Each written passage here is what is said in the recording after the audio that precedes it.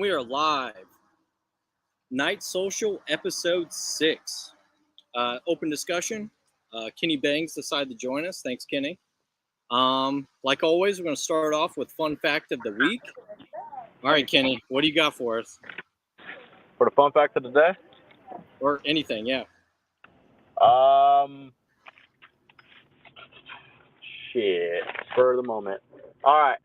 Did you know potato chips originated in France? From, you would not guess it, potatoes. Little slices of potatoes. Salted potatoes. You said they're not made in France? No, they are made in France. Apparently it's like a royal delicacy or something like that. And I was like, what? So, how that came about, right? I think I was in 4th grade or some stupid shit. And I was like, I don't know why I remember this, because it's so insignificant. But That's crazy. Bald, I sent you an email, buddy. I'll text it to you or email it to you again. What's up, Bearded? How we doing? So mine is, what's up, Dale? Pigs physically cannot look up in the sky. Like, physically cannot just look up. That sucks to never see the sky. imagine not being able to look up in the sky. Bald, I'll send you another email. Hold on just a moment.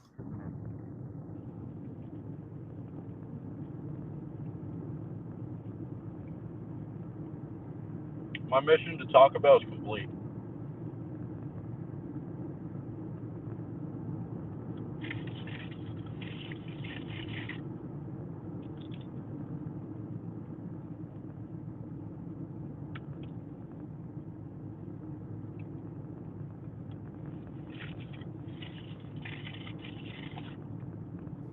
Tell them what you got at Taco Bell.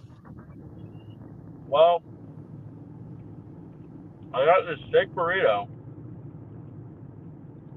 Okay, I'm gonna call it cheat day, whatever, fuck it. But they have these like cinnamon bun delights. It's like this little imagine like a little munchkin from like Dunkin' Donuts. It's like filled with like cinnamon bun cream. Like it's like a rolled up cinnamon bun. It's so fucking good. That sounds really good. Bald, I sent it to you. Fucking gas, dude. I just sent it to you again.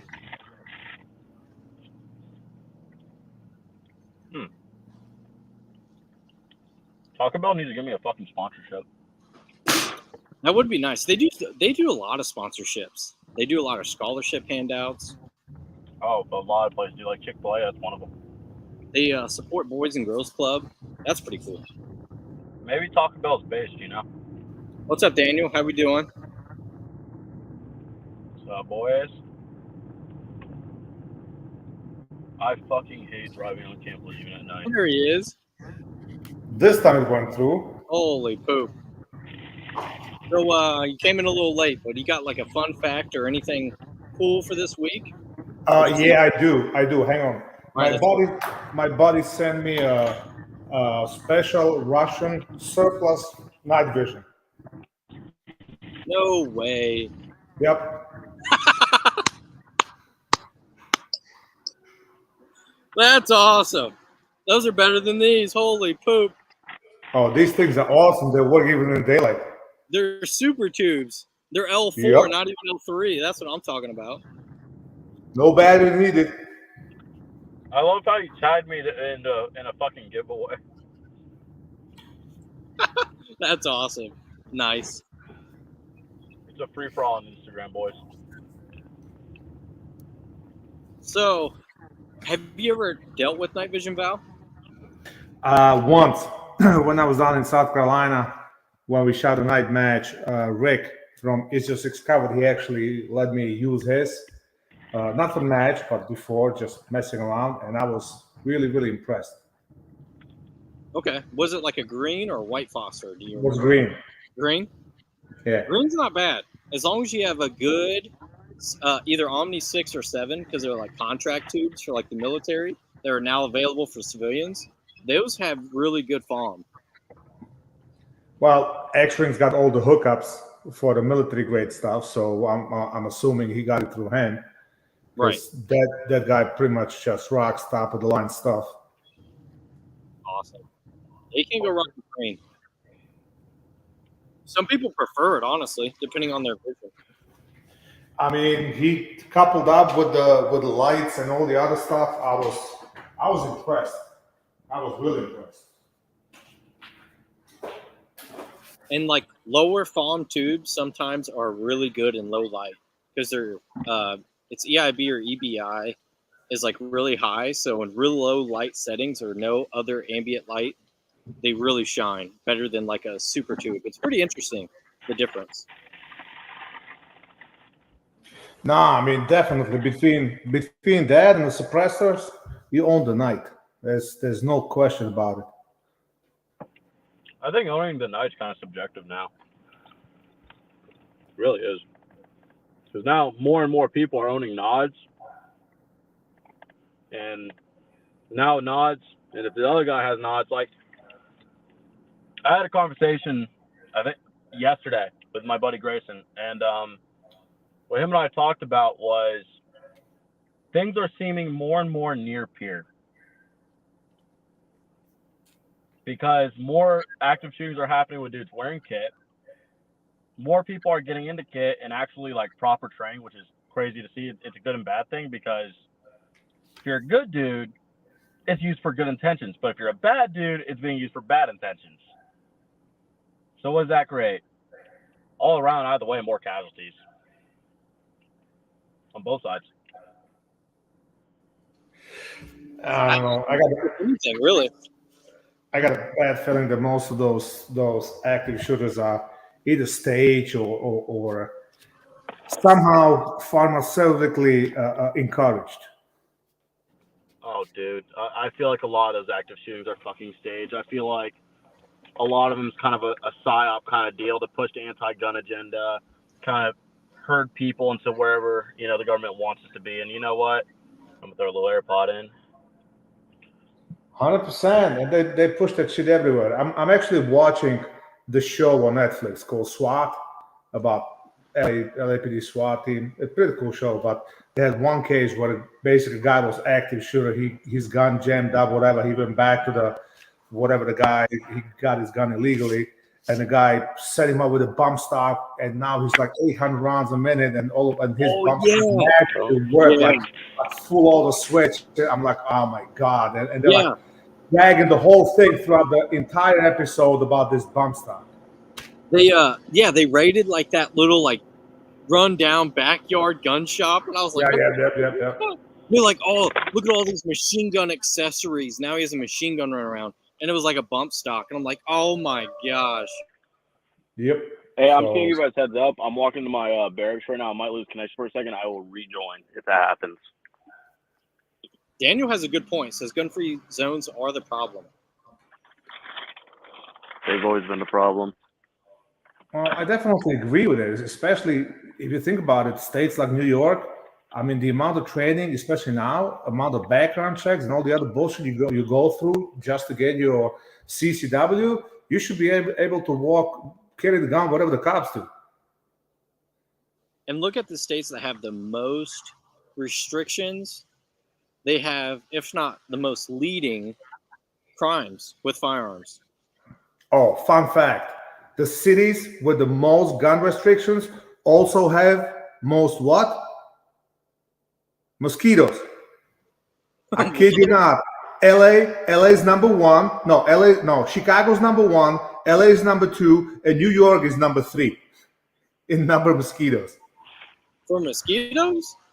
Yep.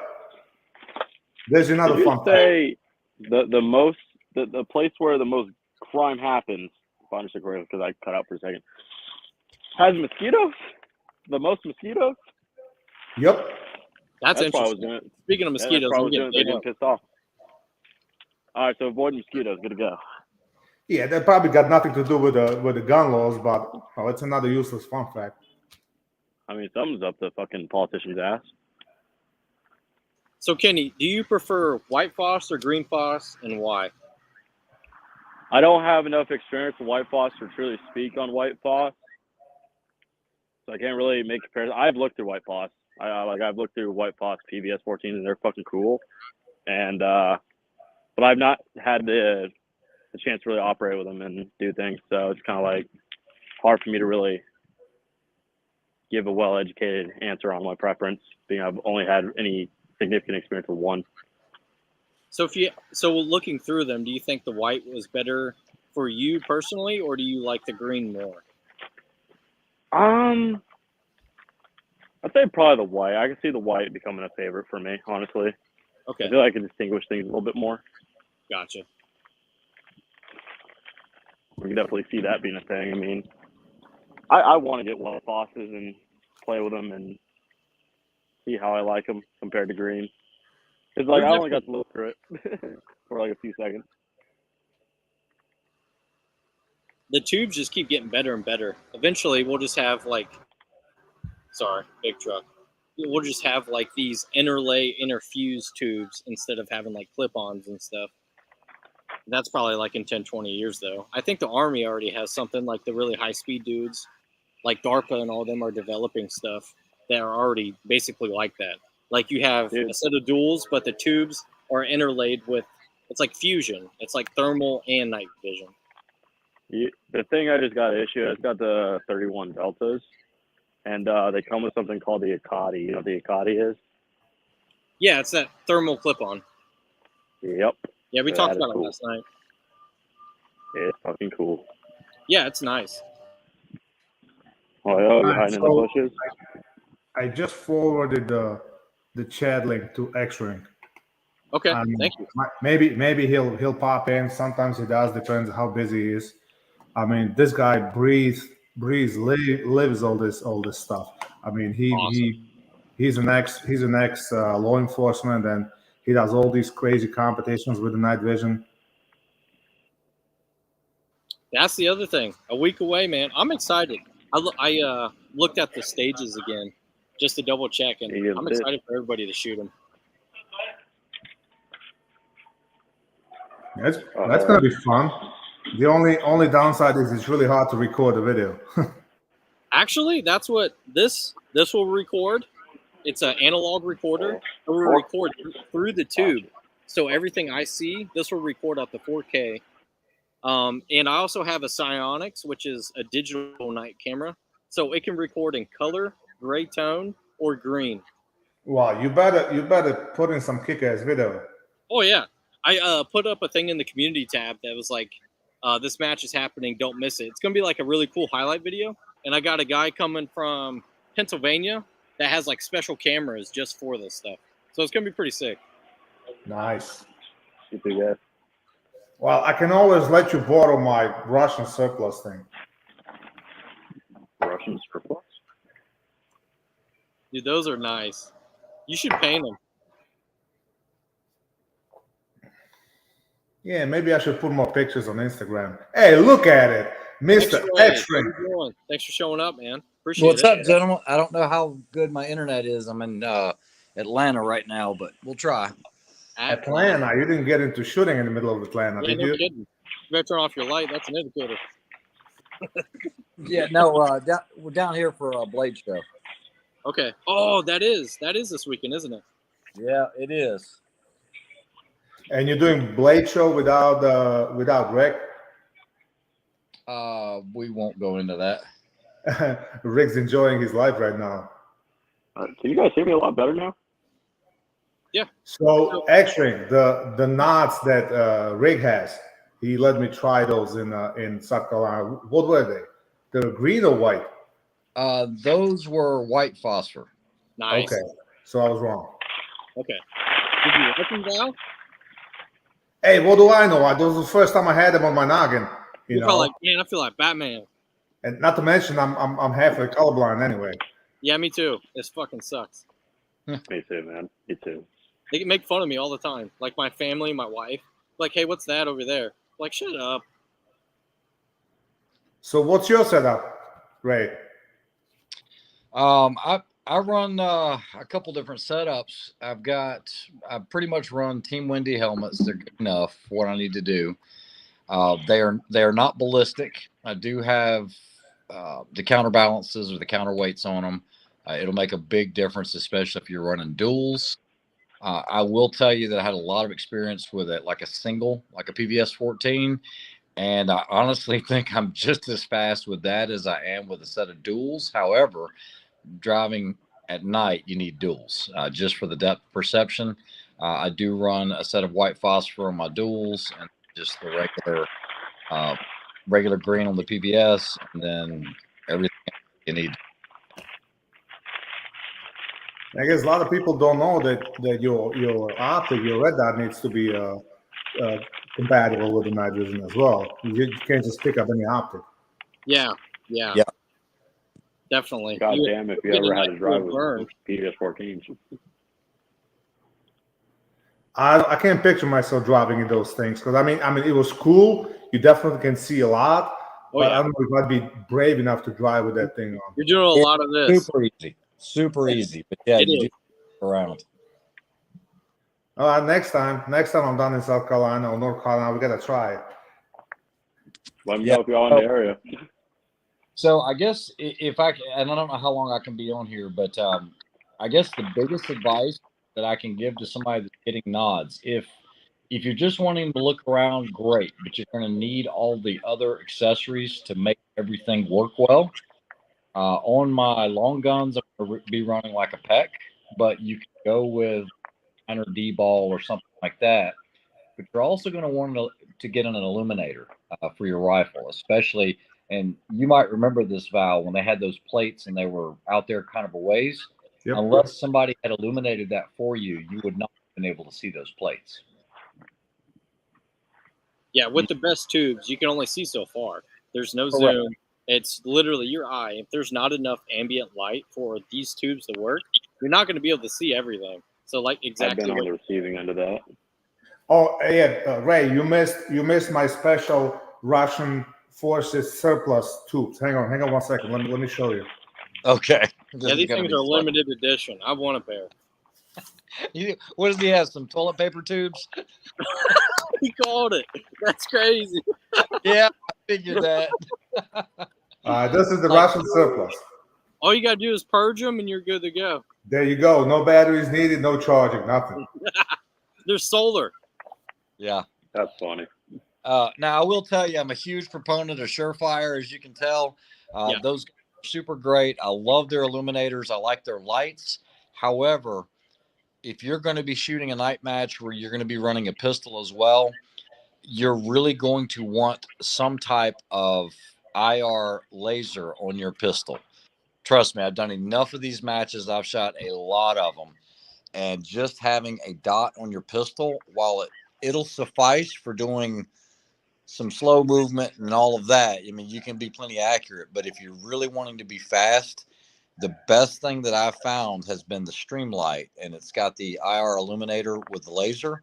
That thing is the best thing out there for the price, in my opinion. And I don't know the name of it, but that is the one to run. And I think it's only about $300 or so. Yeah. And it's I pretty have inexpensive never for run what a it is. pistol under nods before. Yeah. Well, in a lot of the night matches, they will have a pistol and long gun element. And so you got to have something. And, here I was thinking I was ready with a NV compatible dot. And then the targets were far enough on the pistol plates, you just couldn't see them. So you needed that illuminator and the laser, and it was super fast. Interesting. Didn't know that. Yeah. You see that? I've yet to go to a night match. Yeah, I think I might go to one soon. Yeah, they're Yeah. a lot of fun. You will learn your equipment very, very well. I will tell you that I do run the Wilcox. I think it's the G44. I'm trying to just recall this off the top of my head, but the helmet mount and then also the dovetail. I run all of that Wilcox. It is the best stuff I've found. Yeah, you can run a Rhino mount and all of that, but if you really want something that doesn't wiggle and flop around, that's the best way to go. Exactly. Have some retention to hold it there too. Yeah, absolutely. And, wear the helmet a little tighter than you think you need it, especially if you're doing a lot of running or anything like that. Mhm. And the only other advice I'd say is if you're going to get into it pretty heavy, go ahead and go with like a Unity mount. You want something, because there's two different modes of thought. Do you want to project depends on if you're doing this for fun or if you're doing it for real. You've got passive and you've got active. So you want something that if you didn't want to turn on an illuminator or turn on a laser, you can just use your dot, and you just want your riser high enough to where you can still get your nod behind it and still be able to engage targets. Does that make sense? Definitely. Yeah, totally agree.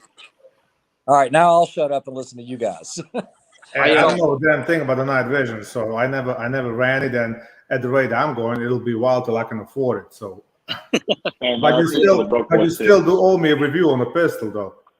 Oh, I do. I'm trying to work around to it. At this rate, I'll pick it up on the next Pro AM. There you go. Probably gonna make it easier. Man, what's that? As for broke boys, I can speak on that one. As for like an IR device, I've heard some good things about it. This is like an airsoft knockoff tech, but I've heard things about a $200 thing called a Soma gear. Apparently, that works pretty well. Is it potted?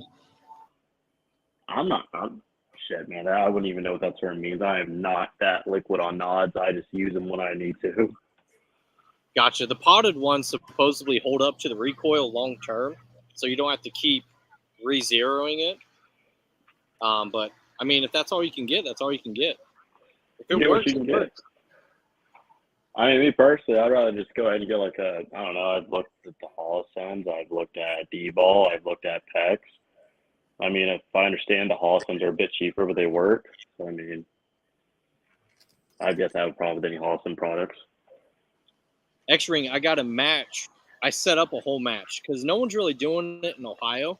They might host it like once a year, but it's like a show up and just like shoot everything, full auto, just kind of like a show up and shoot and have fun type thing.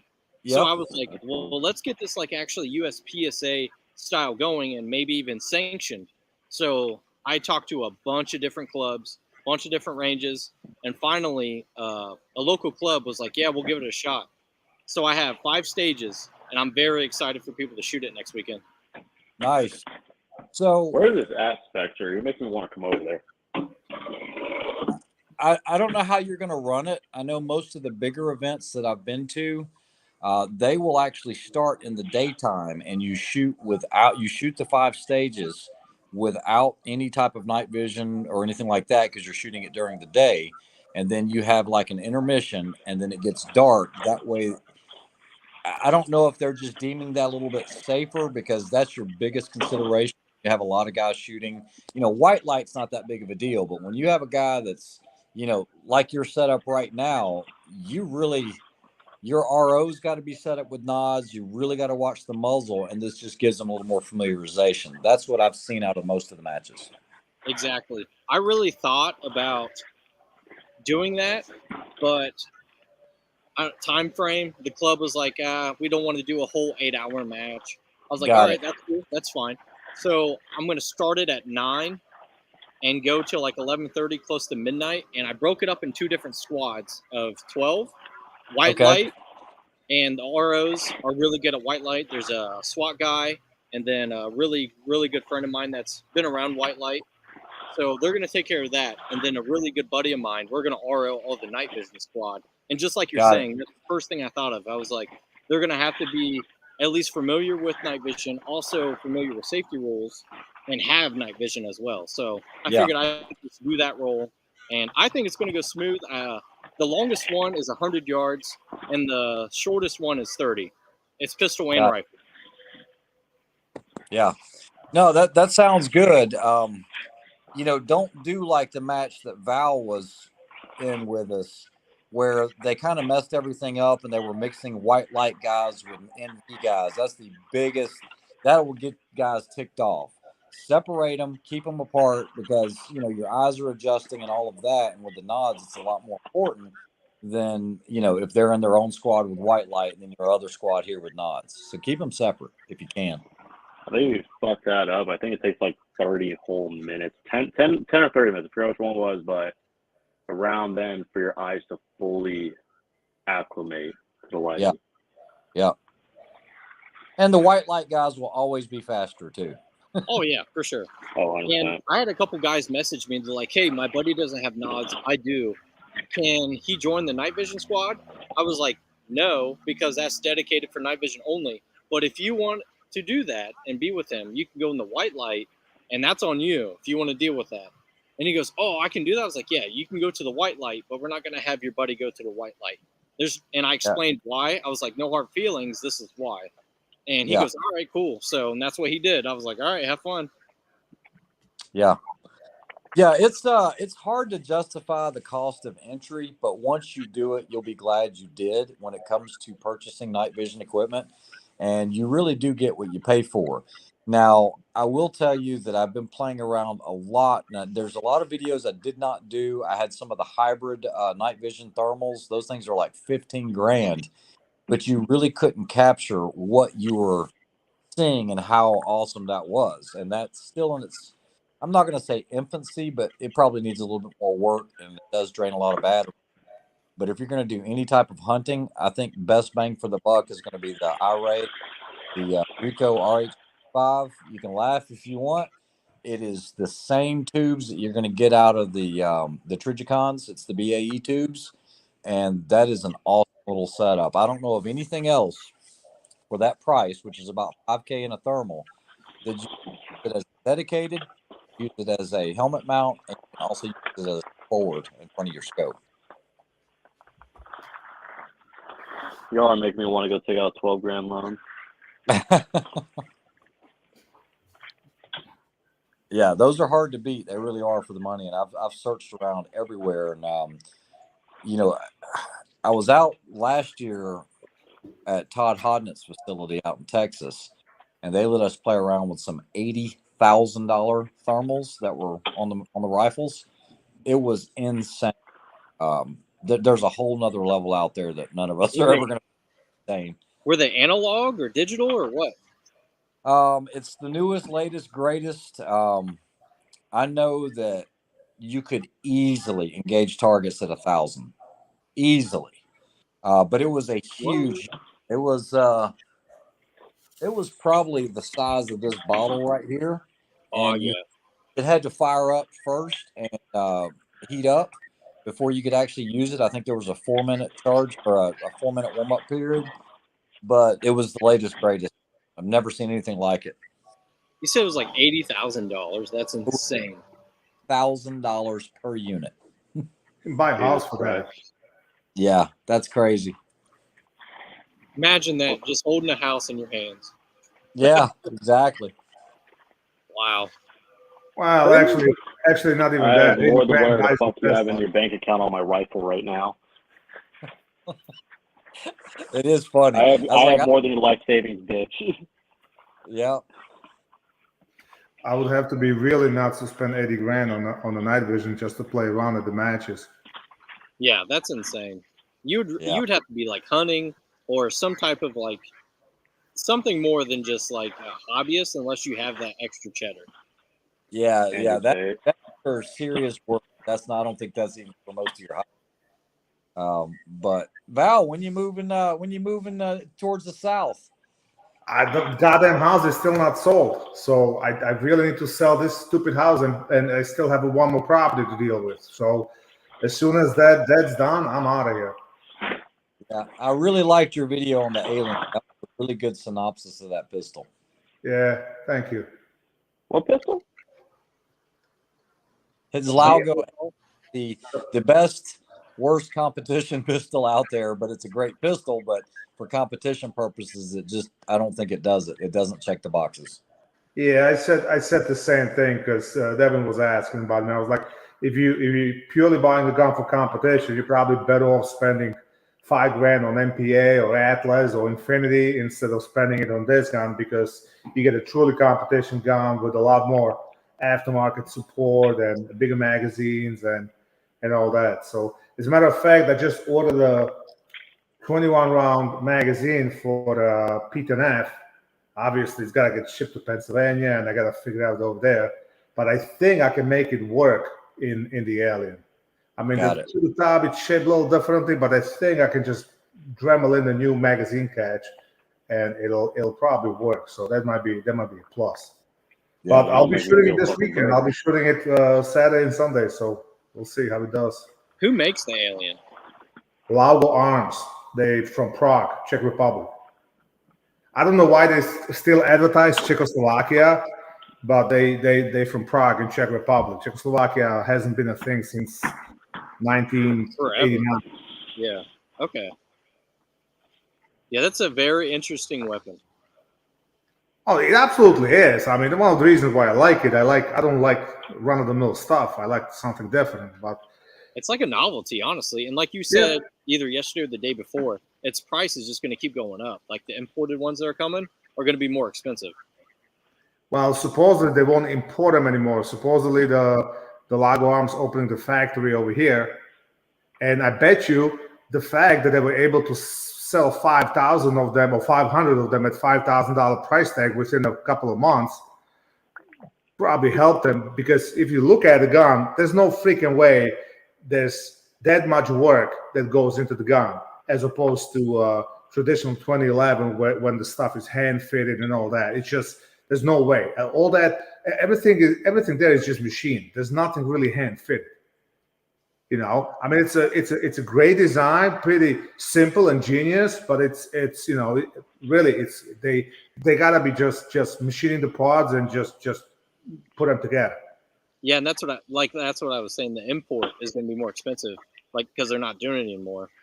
And the other point on the tight tolerances, yeah, that's it. Like the top part where you can take it off, that was probably pretty cool, and they had to like figure out that. But everything else is machined, I believe.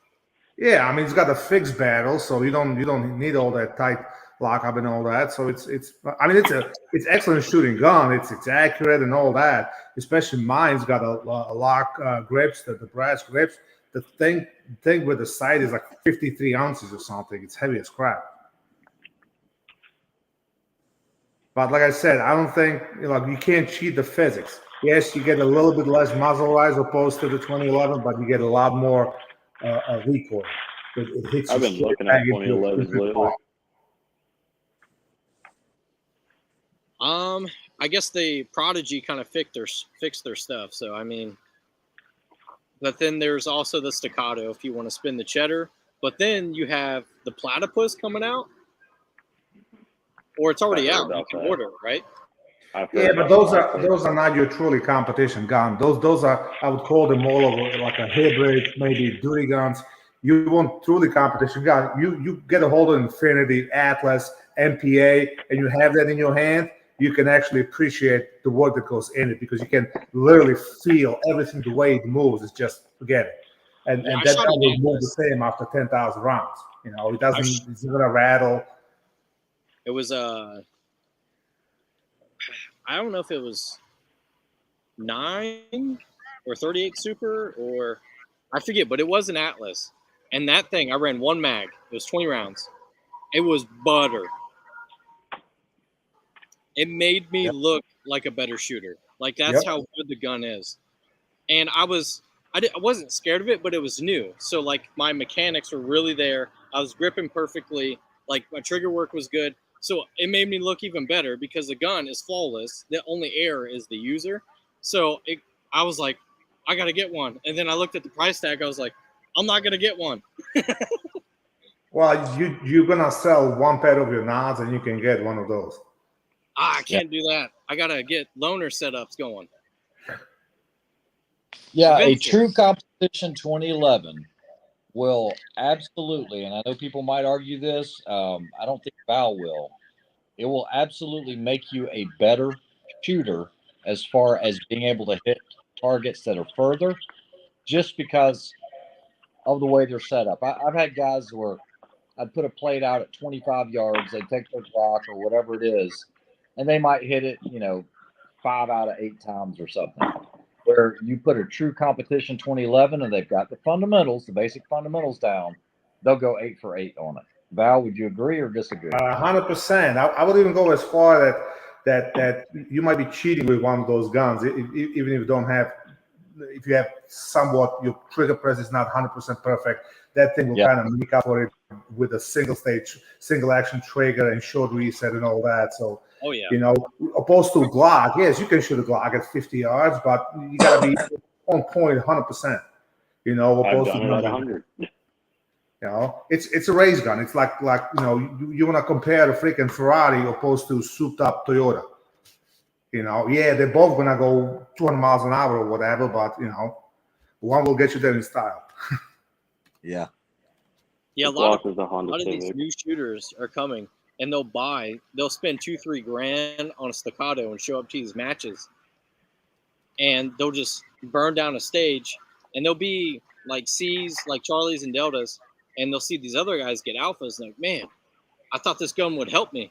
I'm like, it did help you. You barely shoot, and look, you did decent, I guess. But imagine if you put time into it, what you could do. And they're like, oh, okay. In my experience, and Ray's gonna hate me, is the Asians. Truly, Asians, those are the worst. They're gonna buy the best, the latest. They drop a freaking $5 grand on the production setup, and then they go run the match, and they can hit a goddamn thing because they never practice with the shit. 100% agree. 100%. But I can get away with that. Well, you're half Asian, so that's awesome. But that's just the way. A couple of matches I've been to with like a big squads, and you just guys are running dots and all that, and I'm smoking them with the freaking with the Wilson Combat 1911 iron sights, steel matches. I just smoked them all. So that's another thing. You can't buy the skill with the gear. I get the mindset. You can never blame your equipment, right? It's now it's 100% you. It's on you. Yep. I feel so broke compared to all of you right now. Dude, you're about to get out of the Marines. You'll be all right. You'll make a lot of more money. Or I'll just be fucked. I don't know. Since Blade Show, since you're there, what is everyone's everyday carry? I guess if you rotate knives, that's cool. But what's your go-to knife? We'll start with Kenny and go around. Man, y'all about to hate me. See, I'm about to feel more broke. I really just be carrying around a Gerber. Nothing wrong with that. You can't go I'm not wrong talking with about a multiple, just like a little. My fixed blade is a strong arm. Okay. My I don't know. I've got a random pocket knife. I was like, this pocket knife works. I just use it for everyday use. All right, Val, what's yours? Well, I'm a contractor, so my true everyday carry knife is a Milwaukee folding knife with a spare blade and a screwdriver that you can flip between a Phillip and a flathead. So that's in my pocket all the time. Other than that, if I don't carry that, I carry Microtech Sorcam Elite, and so does my kid. Okay. And Mr. Marfion was the one that set it all up. He got him a really nice Tanto with his name engraved on it for his 21st birthday. All right, you can't go wrong with those either. I mean, it's exactly what you do, so it works for you. All right, X-Ring, let's see it. SOCOM Elite, 23 years. I've carried this, and I could have. Was waiting. Yeah, I could pretty much have any Microtech out there. And for those that aren't familiar with Blade Show, it is a different culture. Guys will drop $6,000, $7,000, $8,000, $9,000 on a custom knife and not give it a second thought. And it's crazy that knives are that expensive.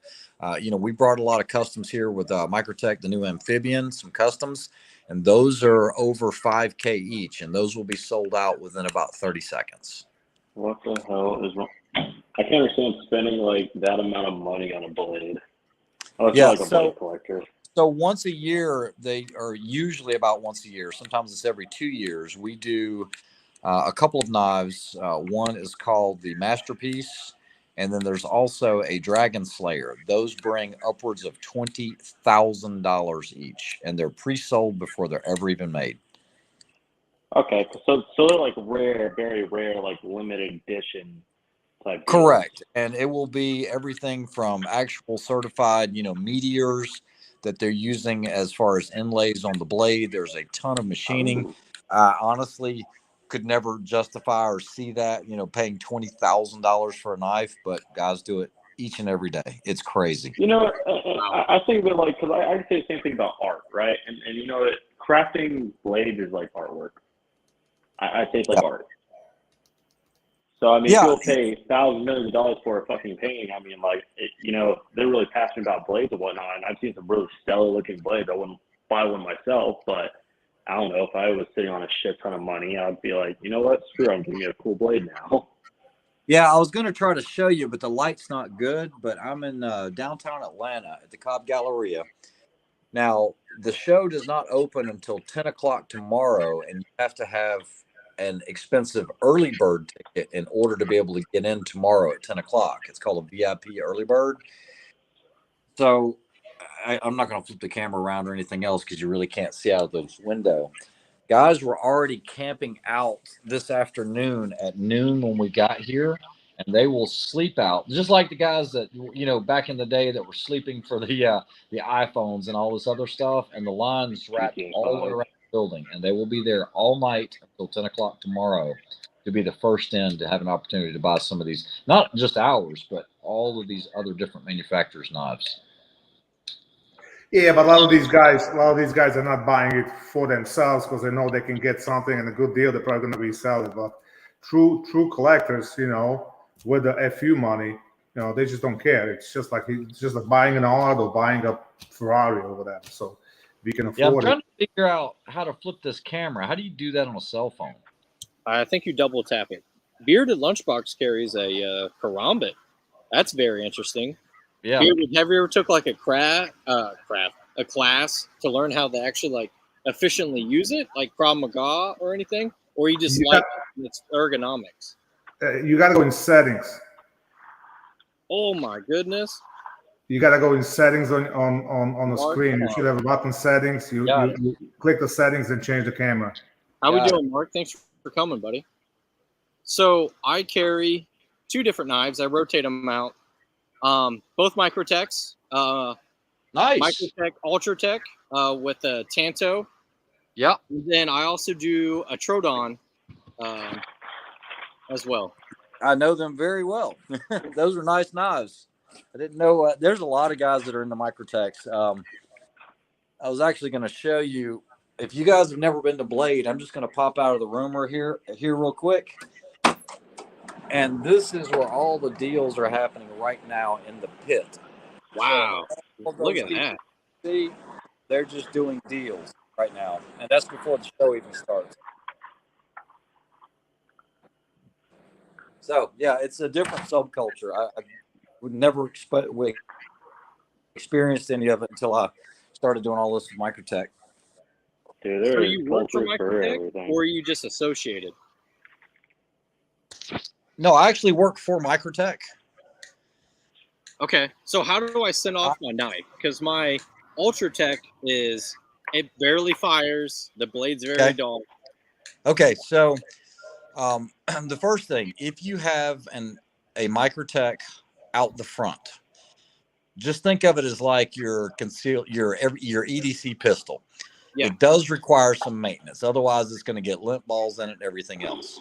What I'm going to tell you to do is to take brake parts cleaner, flood the knife in the opening where the blade comes out of. I mean, when I say flood it, I mean flood it. You're not going to hurt it. Doesn't matter if it's chlorinated, non-chlorinated. And then what you want to do is work it upside down a couple times and then flood it again. And then use compressed air, dry it out. And then you use aerosol rim oil. And you can flood it, shake off the excess. It should fire. However, that's not going to help your sharpening issue. In order to do the RA, just go online to microtechknives.com. There's a form there for return authorization. You'll fill that out. You'll be given an RA number. And usually right now, turnaround time somewhere around 3 weeks or so. And it will have a complete disassembly, clean, inspect, and sharpen. And I think it's like $14 for the shipping. And that's it. So you just pay for shipping? That's it. Wow. All Microtechs come with a lifetime warranty. Regardless of what you read, as long as, and the reason they put on there that if you sharpen it, you void the warranty is because so many guys back in the day would take their Sears bench grinder and try to put an edge on it, destroy half the blade, send it in and say, hey, I need you to sharpen this. And it's beyond repair at that point. Now, what about if I want to put serrations on my straight blade? Is it doable or? I don't know if they do that any longer. You'd have to contact the RA team. It's better to buy one that way. Is it possible? Yes. If you really want them on there, just call me later and we'll talk. Nah, I'll just buy a new knife, but I gotta sell the house first. Gotcha. Someone buy this man's house. We gotta Okay. help. Yeah, I'll do it right now. I just want to say hi to a couple people. Hi, 223DMR. Thanks for showing up. Appreciate it. And then Mark Thomas says he carries a Opnol. All right. Open it. Yeah, it's French knife. Okay. All right. I've never seen one of those. Well, it might not be French. It might be Sweden. It basically looks like a little wood grip handle. It's very, very old-fashioned looking, but it's a good knife. It's a really good knife.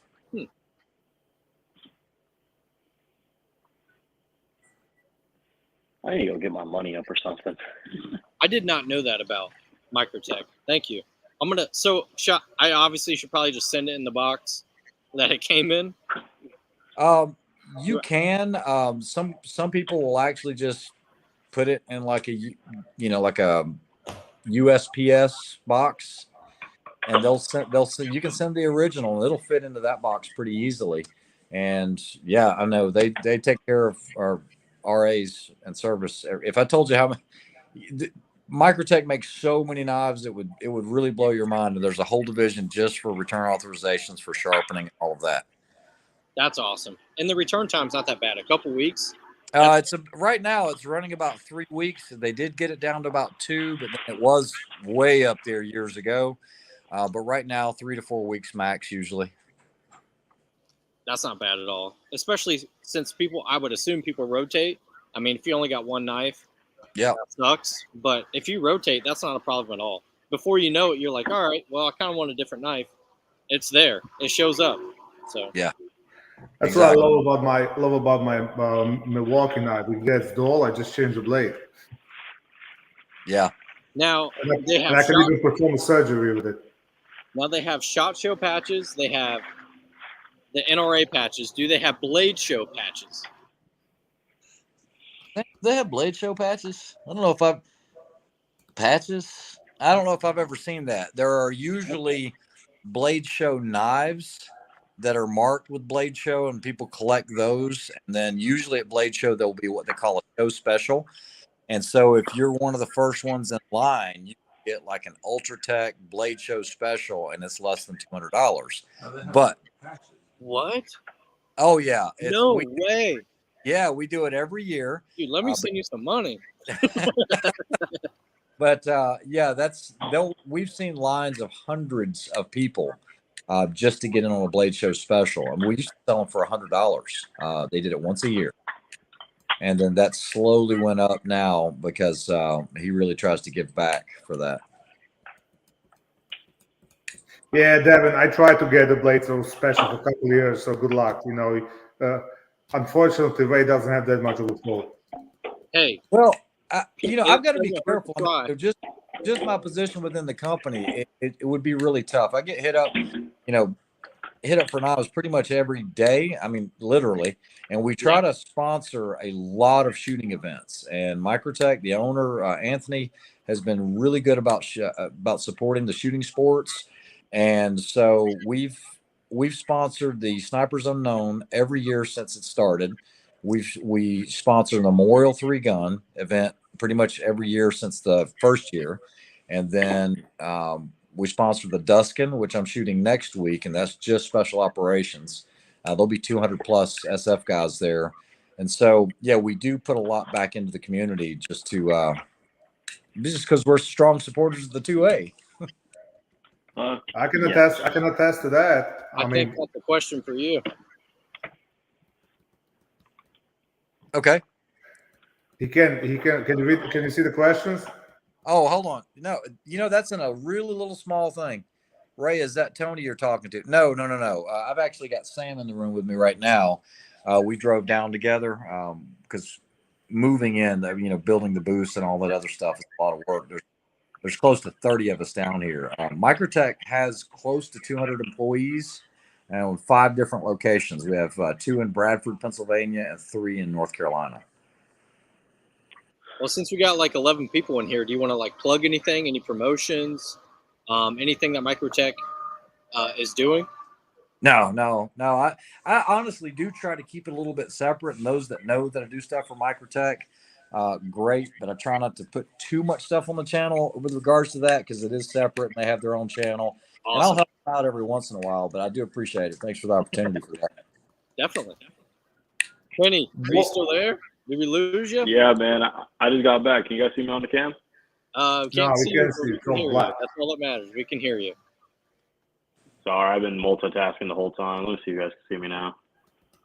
So we got about 10 minutes left. We're going to go around, and if you want to talk about anything real quick, plug your channels, tell everybody what you got coming up, go ahead. Kenny, go first. Doing another range day, working pretty closely. Myself, Death Rattle Syndicate, working pretty closely with Kingslayer. I'm working pretty closely with Right Farm Solutions. We're trying to do some community building of sorts. There he is. Might get some There he spicy is. footage. Okay. And Death Rattle Syndicate has their own YouTube, correct? It does. It's just not as active. We're more active on Instagram right now, and we don't have a TikTok anymore because that got banned, just like my TikTok. You know, Death Rattle TikTok is banned. Yeah. So, I mean, the best way to watch our content is really just follow us on Instagram at this point. Okay, so if somebody wanted to find you on Instagram, how would they search you? Because I'm sure you're shadow banned. Yeah, I deleted some videos, so hopefully that's fixed now. But if you just type in Kenny_Bangs0311, I will pop out. I'll be the only one that pops up. And then for Death Rattle Syndicate, that shouldn't be shadow banned, but that's just pretty sure Death_. If you just type in Death Rattle Syndicate, it'll pop up. And if you can find my page, you can find Death Rattle Syndicate because they're tagged in most of my videos. Okay, awesome. Thank you. Val, you got a match coming up? Anything else you want to talk about? Plug? Yeah, somebody come to New York and buy my freaking house so I can move out of New York. You know, that's pretty much what I'm saying. If you got any Democratic liberal friends, send them this way. I'll take care of them, and I'll take their place in the free state. That's crazy. All right. Free state. I appreciate you coming on. Do you got anything to say? You want to plug anything? No, Blade Show. I appreciate the invite. Like I said, Val and I think he met me when I had like just started my channel. Like it was probably what, a couple of weeks old, and I didn't know anything about YouTube. That's been about 4 years ago, and it's been a pretty great adventure. It's been a lot of fun. And being able to shoot with Val at a couple of these events has been cool. I am going to be shooting the Duskiner next weekend, and that is a great event that honors Mike Duskin. And then after that, I'm going to be in Val's original neck of the woods. I'll be in Europe for a while, and then that's it. Just as far as content, always trying to put long range content out there, whether it's rimfire or centerfire. And then I've got some more machine gun content coming up here that I'm working on right now. I'm I making. have to ask, what's your favorite machine gun? Everybody loves machine guns, no matter what it is. It could be just a but they 5-round burst, and they're like, They don't know shit about machine guns. It's horrible for viewers. Like you could throw, I put an HK MP7A1 out there. Yeah, it'll get some views, but yeah, you could do a CZ P10C or a CZ 457, and it's going to get 10 times as many views as anything with machine gun content. And Val will tell you, I have a lot of machine guns. Matter of fact, the first time I met him, I borrowed a saw out and let the guy shoot it. And it's cool if you're there, but it doesn't make good content. It just doesn't. I'm upset that my That's board fine. got I rid do of it. the opposite. Personally, I'll take a suppressor of a machine gun any day. Yeah. Put a I would 240 in love front to of have a me, please. suppressor. We got Bearded said he's going to go out to 500 yards Saturday. We'll get Nice. good luck on that. Oh, yeah. Pat in the bunker just showed up. Thanks for coming in, Pat. Appreciate it. Oh, here you go. Weapons clear or weapons free. You're cleared hot. Have you played with the 240? Gas. Yes. As a matter of fact, I was going to put a 240 Bravo on there. Also, I am certified a minigun service guy, so I can work on those. I might put one on the channel. I'm not sure. It's just expensive to do that. And anytime you try to do machine gun content, I mean, nobody's buying my ammo. I do have companies that help me quite a bit. Everybody from, Big Ivy and Global Ordnance, those guys help out quite a bit, but you'll go through a ton of ammo trying to do a video on one. And I'm not crying, but I'm just saying it's not cheap. And when you start shooting, slinging 308s downrange, it gets expensive very quickly. You guys, Yeah, you guys like, still have the $1 Gurkha? every split second. Actually,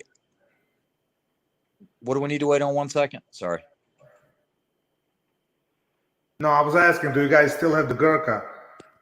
Actually just sold it last week, and there's something that is replacing it. Man. So maybe mount the minigun on that, whatever's gonna replace it, the Gurkha. That's exactly what's going to happen. Because contrary to popular belief, I don't care if you're Jesse the Body Ventura, you're not holding a minigun. It needs to be rigidly mounted and anchored to either a vehicle or to the ground. The thing will produce about 300 and plus foot-pounds of energy, and you can't hold it. You're not going to be able to hold it. Oh, come on. You're not going to be able to control that shit. There's no way how you can Come on, Arnold held one when he was shooting out of the building in the Terminator 2. Yeah, that's the movies. I remember that. Shirt on too. I remember that. I will do some cool guy shit with a 240. That I'll do. You hit Yeah. for the 240, I'll stand up and fire that motherfucker. Yeah, and see, that's the crazy thing. Like 240s and like M60s, whether E6, any of it doesn't matter. You can hold that and shoot it all day long, and it's the softest thing there is. But man, you throw it on a minigun, you're not holding that. I mean, and I've never seen it, but there's guys that say that you can actually push the boat off from the shore by shooting a minigun into the the direction you need to back up. I believe it. Yeah. Kenny, I think that's a question for you. And I shot a minigun. It was a 100-round burst. And yes, my channel is also 0311. there you go. And you just hold down, and the vibration. Oh my! When it was done, I was still vibrating. Yeah, it's crazy because it doesn't seem loud. We actually did have one go high order, and it ruptured all the barrels. That was some stuff that I don't know if I'm at liberty to say. I showed a couple pictures, but it was a unit that Special Operations was looking at, and it was a suppressed minigun. DTV actually invented that suppressor, DTV Tactical, and they do an Inconel suppressor for a minigun, and it is very effective. However, the suppressed ammo needs to clear the barrel because a minigun doesn't need recoil or any of that to operate. It just needs to rotate. And you could fire one manually just by rotating it by pow, pow, pow, pow, and it'll usually fire in the 1 to 3 o'clock position. And when it went high order, rounds kept going out the barrel, the sides of the ruptured barrel. It's a pretty unique experience. Terrifying, actually. That's a good question. So what's the favorite and coolest machine gun ever made? I don't know if I can answer that. They're all pretty cool. I would say a Thompson machine gun in my mind. It's just something about the 45 ACP and all gangster movies and all that. In my mind, it's just Thompson machine gun. Yeah. It's going to sound very German, but the MG42. Yeah. Yeah, that'd be a good one as well. I mean, just they're all good. I'm actually I'm manufacturing a MP9 right now. I should have it done next week when I get back from Blade, but I have no use for that. The BNT, the TP9, but in a machine gun, that's a neat little package. It's the lightest modern submachine gun out there. It weighs 3 pounds. And it's almost like a modern Uzi with a fast cyclic rate. So I think that'll be a good video. There you go, Maxim. Yeah, just make sure you put the water in that thing. You know, the BNT suppressor for the TP9 is gargantuan. I mean, it is. So most of your suppressors are going to be, 1.5 inches or smaller. This thing is huge. It's probably a 2-inch diameter can, and it's okay effective, but water definitely makes it better. Daniel wins. The Yeah, can on he the does. 810 is the hardest. He does. He gets the win on that one. Brr. It sounds fucking cool. And Too. I never knew that until because I always wanted to be pilot, but when I was 17, I was already my height, and there's like 5'10" limit for the Russian jets back then, so I couldn't fit in one. But my brother-in-law was a mechanic while he was in the army on these Russian jets, and I never knew that like some of these planes basically when they fire a cannon like against ground forces, he needs to go a certain speed because that cannon will freaking stall the airplane. There's so much power in it, so you can't go super slow and push that in because it'll just stall the airplane. I think the oldest machine gun in service right now, I think, would be the M2 Browning. World War II, baby. Yeah. It's funny, I did the video on the M14, and very few views on it, but that's I like the older stuff, just like you guys, the Thompson. You're talking about the M2. I mean, all of that stuff is cool, and that was a long time ago when they did that. Man, I mean, I could sit here and say bias and just say the things I've shot, but I'm like, and it sucks that people really go their whole lives without firing a machine gun. That just sucks. Yeah, that gets my adrenaline going. That's fun. I'll still stick to suppressor. If I can only have one, I'll take a suppressor. You can have it all. Just don't tell anybody, Val. Yeah. It's easier to ask for forgiveness than permission. I don't think there's any asking for forgiveness in this goddamn state, especially after breaking the federal law on top of it. Then I'll be pretty much screwed for life. So, but think about it. Move, you're good to go. You can get as many as you want. Yeah. No, I definitely working on it. I'm working on it. I might be moving it as a single man, but I'm moving one way or the other. Yeah. Like I said, send your liberal friends up this way. I don't have any liberal friends. Yeah, me either. Well, guys, that's time. I appreciate everyone coming on. Nice meeting you, X-Ring. Thank you for sharing all the info. I learned something tonight, and hopefully everyone else did. Thanks, Kenny, for coming on. Thanks, Val. Everyone in the chat, thanks. You guys keep it very interesting. Keep the chat going. This is Night Social episode 6. See you next Thursday on 7. Peace.